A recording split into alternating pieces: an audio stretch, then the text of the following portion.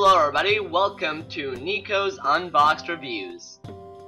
So what I'll be doing with this, so I'm Niko first of all, if you hadn't guessed already, but what I'll be pretty much doing with Niko's Unboxed Reviews is I'll play a game on my own free time for some time, and then I'll give a review. Most of these reviews will be live while I'm actually playing some footage of the game, but my recording effed up, so I need to redo the audio for this episode. So pretty much you'll be seeing random clips of me doing stuff in the lobby mostly while talking about this game. I mean, I'll be battling for the most part, but the first couple of minutes is just me walking around. So I'll try to keep this review faster though, because this review lasted 26 minutes when I recorded it originally, so I'm gonna try to shorten it this time. So let's start off with the key points of this game. What is this game? So today we're reviewing Card Hunters. This is, first of all, a really good game. It was released in 2013, and apparently by the Steam reviews, everybody loved it when it was released in 2030 as a browser game. But now recently it came to Steam, and what I thought was really funny is I came on and I started the game and I played a bit, and then later I was like, okay, I want to play more of this. And I opened the game again, and it's like, you're in queue to log in, and it's like, what? Really? Like, I'm in a queue? Like, who does that? But apparently the people who made the game didn't think that so much people will pick up this game and play it, so they didn't have as much servers. But thankfully now everything is fixed and you can just log in whenever you want. And I really appreciate that. Like, they didn't just leave it there. So first of all, what's this game about? So by the name, it's Card Hunter, so there's obviously gonna be cards. If you've ever played Dungeons and Dragons, you are going to absolutely love this game. Dungeons and Dragons, the board game, I mean, not the actual game, but the board game everybody knows. It's pretty much an RPG board game, and this is the closest that you'll ever get to a Dungeons and Dragons sort of replica on a computer, and as well as there being a lot of Dungeons and Dragons references. Like, the pay-to-win aspect in this game is really good. Like, there is almost no pay-to-win. So pretty much the currency that you're gonna have for like the things that you buy with real money is pizza slices, which is sort of a reference like how everyone gets pizza when playing board games. But let's get back to what I was saying. So there's really cool references. Like, when you play on a board, you will be seeing like different cubes, like dices that you can throw, and cards and everything. So if you've ever wanted to play like a board game or card game MMORPG, this is actually the perfect game for you. This is really like, it mixes a card game with a board game, and it's tactical. And I mean, every board game is pretty much somewhat tactical. Even things like, I don't know, Monopoly. Like, Monopoly is really tactful. Like, like, a lot of people are like, oh, I'm gonna go for the most expensive houses. I'm like, I'm gonna go for the middle and the lowest one, so that while you get to the expensive house, you're gonna have to pay me some money, bro. But anyways, let's not talk about my Monopoly experience of my sister cheating most of the time. But back to the game. So how this game works, great grammar, Niko. How this game works is you have a party of maximum party of 3 characters that you control around the field, and there's gonna be monsters that you're gonna be fighting. Every character has their own cards which you'll be using in battle. The cards are actually not booster packs that you get and then like you make your own deck for every character. No, it's actually equipment, which is really unique sort of, because you gotta there's no stats in this game. You pretty much, the only stat you have is health, which you get 1 health per level up, and you start, let's say I start with 14 health, I level up, I get 15 health. Whoa, such a big difference. But it adds up quickly because you'll be mostly doing, like, the biggest damage I have done so far is like 8 damage. And that's with a lot of buffs on me. Most of the attacks so far are pretty much 4 or 5 damage. Plus later you'll be getting better armor. That's another thing that I need to say about this game is, so wait, let me first finish the part. So you get equipment, and every equipment has its own set of cards, and as you level up you'll unlock more equipment slots as well. So let's say if I buy different boots, they might give me different, like, there's different types of walking. You can walk, you can run, you can dash, and then your mic can fall. That too. But no, that's not a card, your mic can fall off. That's also a really neat thing in this game. You don't actually like walk and then like move and then take a turn to like attack or something. Instead, walking takes up a whole turn, which is pretty tactical actually, because you can like run away from enemies and then they're not gonna be able to reach you with their attacks, so they're gonna run after you, which will give you sort of like a free turn to act before they attack you, because they have to first get to you, sort of. Another thing that this game does unique, as I said, is armor. So in Dungeons and Dragons, you will have defense points and probably some armor. Let's say the armor blocks 2 damage. It doesn't just block 2 damage. Some armor will automatically block a certain amount of damage, but some, which is most of them, will be, you will need to throw a dice, and that dice will tell you what you're gonna be getting. So let's say in order to block this move you need to throw a 6 or you need to throw a 5, and that's how it pretty much goes. But you also have, like, if you want to decrease the damage this guy does by 3, you're gonna need to throw a 3 or more on the dice, you know. It's really interesting, and that's a lot of the randomness factor. I usually don't like randomness in games, but this game does it really cool. And I really like it, you know. It can save your butt in a lot of situations, but it can also F you up in a lot of situations. Like, throw 1 or more. Nope. Wait, actually no. Throw 2 or more and then you get a 1, and then it's like, oh god. Speaking of how cool it is, I like how when you choose like your own character, you can choose between elf, dwarf, and human. And they also have different like things to them, and you can also rename them, which I actually quite like. Like, wow, I said like okay. Like this video. Okay, no, I mean you can if you want to, but so like I named my dwarf Kalik because my friend likes dwarfs. Then I named one Chugga because Chugga Conroy, because I've been watching a lot of him recently, so I'm like, okay, what to name this healer? And I just called him. And he's my favorite YouTuber, by the way, but let's not talk about other YouTube channels on this YouTube channel, am I right? We're the most important ones here, so that's why you should subscribe and send us some mail, and we're gonna get, I mean, nothing. You didn't hear anything that I just said. Continuing on, so let's get actually to the battles themselves. They pretty much play like any other tactical game you play, where you take a turn, you move, you attack, blah blah blah.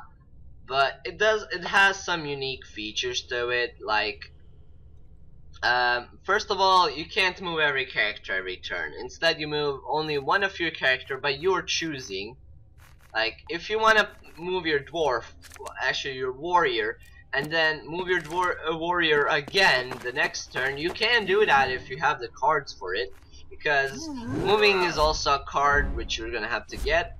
What you'll also notice is once you run out of cards, you don't draw a card every turn, but once you run out of cards, you're gonna pass. If you're gonna pretty much be passing turns, and when every single player passes a turn, they are going to pretty much draw new cards, a set of new cards, but they need to first get rid of they need to get rid of all the cards that they currently have. Besides, like, they can leave out 2. So if I got 4 cards that are currently really useless, so I pass my turn, I need to get rid of 2 of them before I can actually draw more cards.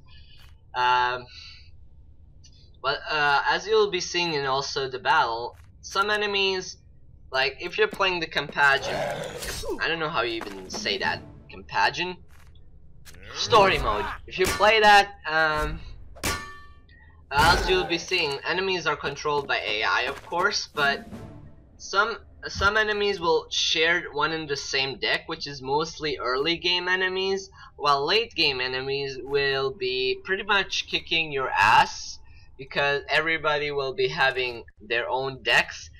And why I'm saying kicking their ass, because it's really hard. This game is not easy. I'll say it right now. If you're not, you better bring a friend or two. Speaking of friends, so what I really like about this game is after you complete a couple of levels alone, you unlock co-op, which has been added for the Steam version of this game.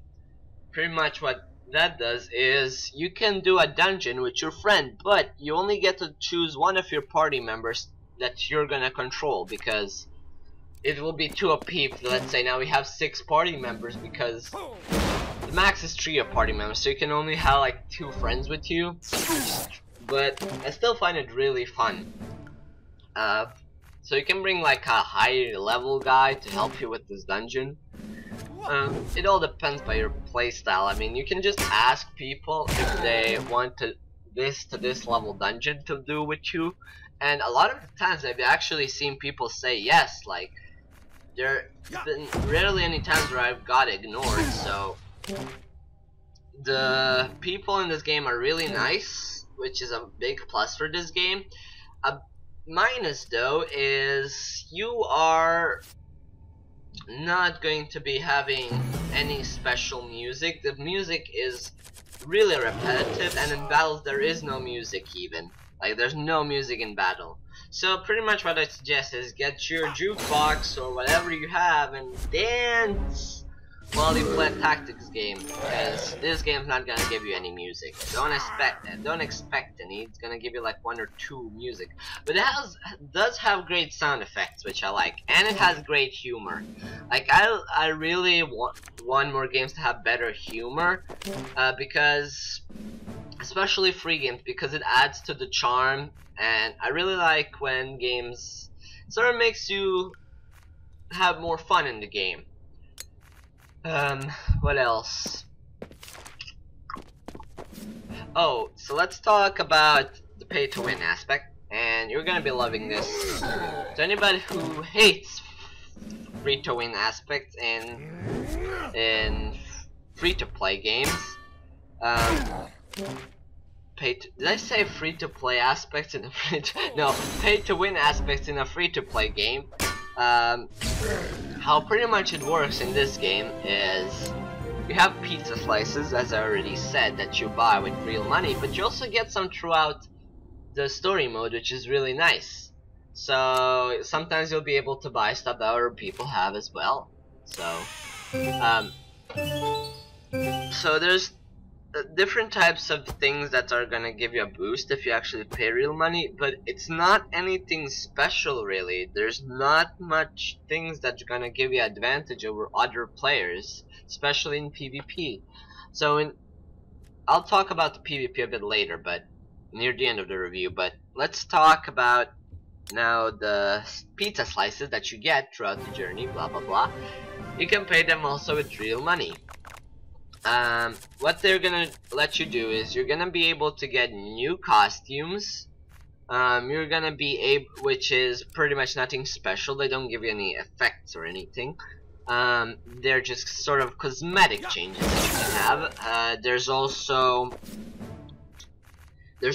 so whenever you finish, so a dungeon may consist of multiple battles, and whenever you finish a battle, you're gonna get some loot. And at that loot, you're also gonna see sort of like one extra equipment that you can get, which is the thing that you get if you buy premium. You buy premium with a certain amount of pizza slices. It's pretty much subscription, actually. Not they don't call it premium here, but it's a subscription. So if you get a subscription, you're gonna join like this club or something, and that's gonna give you one extra piece of armor after every battle. What that might seem OP, it's actually not that OP because you pretty much get the same armor. It all depends on your still luck. It's not gonna be some OP armor. So if let's say I get, I know this is just an example, I get 2 uncommon items, I get 1 rare and 1 epic item, and then the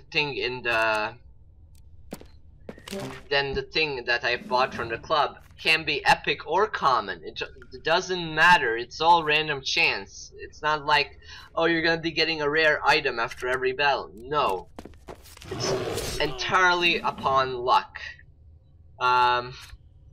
So far what I've seen weird is I've been through like 5 or 6 levels and it still doesn't let me get rid of weapons. It just keeps saying you'll unlock that later, which I still don't get why it still hasn't let me to do it, because my inventory is filling up with weapons I absolutely don't want. And pretty much that's about it that I can say. The battles are pretty much, you'll be seeing mostly through this video, if I don't say anything else. Now on to the sort of PvP in this game. So in the PvP, you can actually, that's probably the most OP thing, is you can buy pre-made parties with pizza slices. But the game actually, when it gives you a tutorial about PvP, it actually lets you buy the first pre-made party for free. So everybody can get one pre-made party already. But other people can buy their own things as well. The PvP is pretty much stable. It's pretty much like you playing normally. It's just 3 of your party members, there's 3 of theirs, and that's pretty much about it. Nothing special. There's also different statuses in this game, like Frenzy, which if you apply it to a character, these are all card statuses, by the way. There's no statuses that you can get with armor or anything. At least so far I haven't seen any.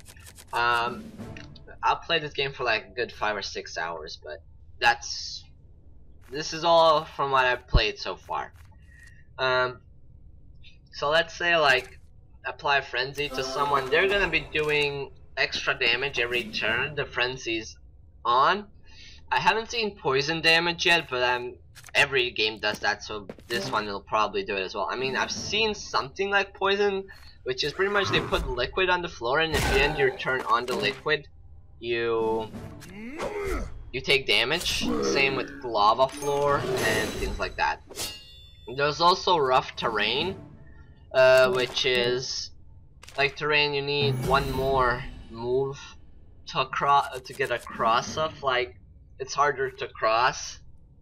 Like in the battle I'm doing a really low level battle, but it's pretty much rocks mostly that shall be crossing, that will be harder to cross. But before I end this off, one thing that I really like about this game is every time you kill an opponent, you get a certain amount of stars, and if you kill all, of course you get all stars, and that means you've won. But there's other ways to get stars to actually win the battle. Like sometimes you'll be like, there'll be like this certain amount of like squares that are yellow, and if let's say I have 2 party members standing and he has 1 party member standing on the yellow, I will get 1 star the next turn. because I have more people like standing on the thing. If it's equal, nobody gets a star. And so it's pretty much who first gets full stars wins, which I think is pretty cool. So it adds a bit on the tactics side of things. But I think that's pretty much about it. There's nothing really special I can say anymore. I pretty much told you mostly what I think about this game, so thank you guys so much for watching this. I hope you had a nice time, and I'll see you in the next Unboxed review. I give this game a 7 out of 10. I'll see you guys next time. Bye!